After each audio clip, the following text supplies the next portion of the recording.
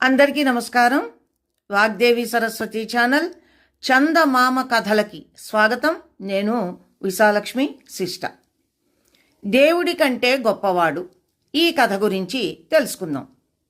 మన దేశంలో అరణ్య ప్రాంతాలలో కర్షక గ్రామాలు విస్తరించే కాలంలో రత్నాకర దేశాన్ని మణికంఠుడు అనే రాజు సమర్థవంతంగా పరిపాలించేవాడు. ఆయన పరిపాలన దక్షత ఫలితంగా ఆ రాజ్యం 4 దిక్కులా బాగా విస్తరించింది. మారుమూలల నివసించే ప్రజల కష్టాలని కేంద్రంలో ఉన్న రాజు విచారించడం కష్టసాధ్యమయ్యింది.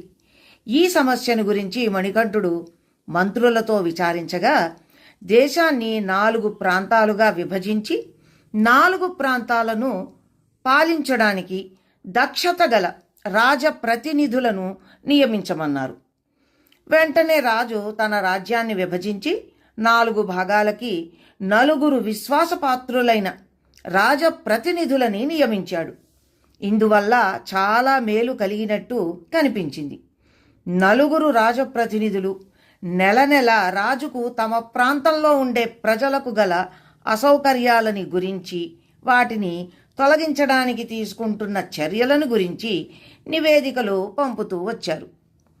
రాజప్రతినిధులు రాజు పట్ల భక్తి విశ్వాసాలు కలవారనడానికి సందేహం లేదు. కానీ అందువలన కొన్ని చిక్కులు బయలుదేరాయి. వారిలో ప్రతి ఒక్కడు తన రాజ్య భాగం మిగిలిన 3 కన్నా ఉన్నతంగా తయారు కావాలి అని తమలో తాము పోటీ పడ్డారు.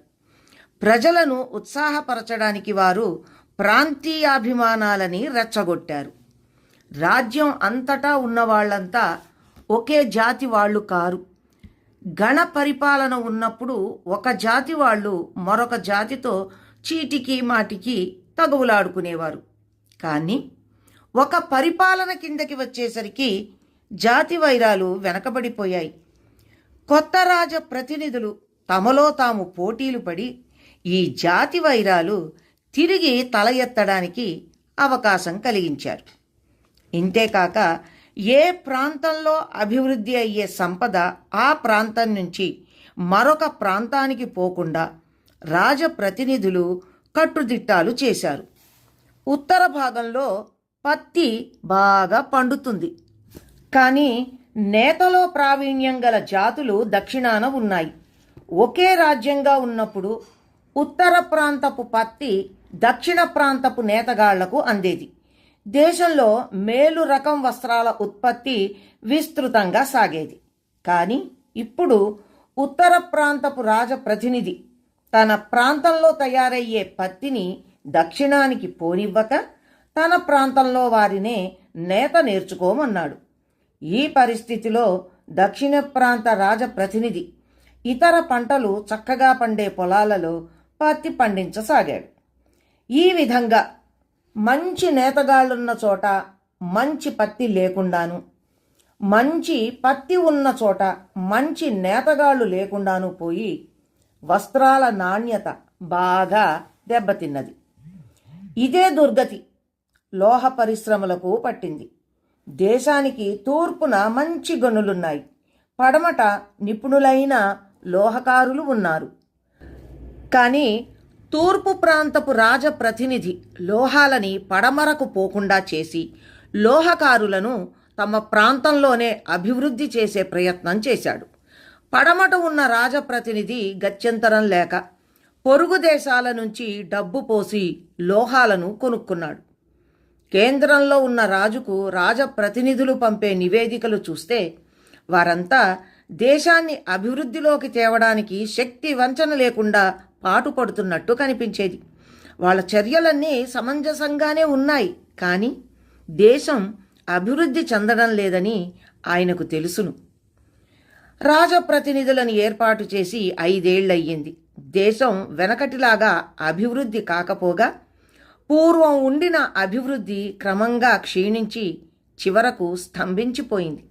దీనికి కారణం తెలుసుకోగోరి మణికంఠుడు రాజధానిలో 3 రోజుల పాటు ఉత్సవాలు ఏర్పాటు చేసి అందులో రకరకాల గోష్ఠులు ఏర్పాటు చేశాడు. ఒక గోష్ఠిలో వర్తకులు ప్రసంగిస్తూ గడచిన 5 ఏళ్లలో దేశంలోని వర్తకం చాలా అభివృద్ధి అయ్యింది అన్నారు. అలాగే పరిశ్రమల వాళ్ళు దేశమంతటా పరిశ్రమలు బాగా పెరిగాయి అన్నారు. ఇదంతా వింటున్న రాజుకు ఈ పెరుగుదలను చూసి సంతోషించాలో దేశం అభివృద్ధి కాకపోవడానికి చింతించాలో తెలియలేదు. ఒకరోజు పండిత గోష్ఠి కూడా జరిగింది. ఆ గోష్ఠిలో శశిభూషణుడు అనే పండితుడు అసాధారణ ప్రజ్ఞ చూపి రాజుగారి నుంచి బహుమానం పొందాడు.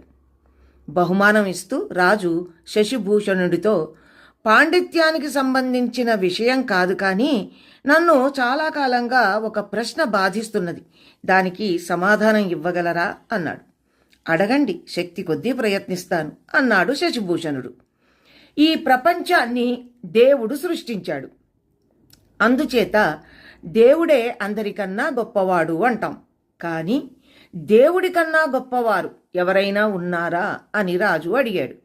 లేకే, దేవుడి కన్నా గొప్పవాడు మనిషి అన్నాడు శశిభూషణుడు.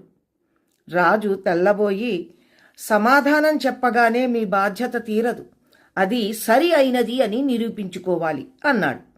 శశిభూషణుడు వినయంగా, నేను అనుభవంతో ఈ సమాధానం చెప్పాను. మహారాజా, దేవుడు నా నుదుట పాండిత్యం సంపాదించమని రాశాడు. దాని ఆధారంగా నేను ఉత్తర ప్రాంతంలో బోధకుడిగా యువకులకు విద్య చెబుతూ ఉండేవాణ్ణి. కానీ నేను తూర్పు ప్రాంతానికి చెందినవాణ్ణి కావడం చేత నా ఉద్యోగం ఊడింది. అందుచేత నేను నేర్చుకున్న విద్యను నలుగురికి పంచి ఇచ్చే పని మానుకుని ప్రస్తుతం వ్యవసాయం చేసుకుని జీవిస్తున్నాను. దేవుడు గీసిన గీతను మనిషి చెరిపేశాడు. ఇద్దరిలో ఎవరు గొప్పో తమరే చెప్పండి అన్నాడు. శశిభూషణుడి మాటలతో రాజుకు కనువిప్పు అయ్యింది.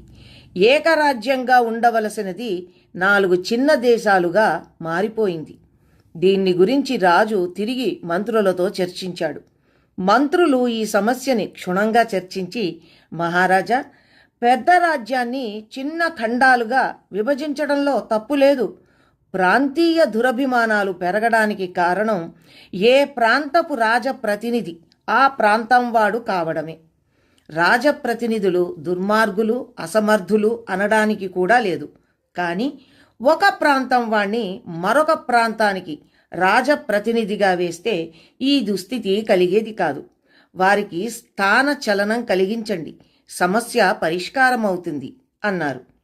ప్రజలు తామంతా ఒక దేశం పౌరులమేనని తెలిసి మసలుకుంటారు. వివిధ ప్రాంతాల మధ్య పోటీపోయి సఖ్యత ఏర్పడుతుంది అన్నారు. రాజు అలాగే చేసి దేశం అభ్యున్నతిని సాధించేటట్టుగా చేశాడు.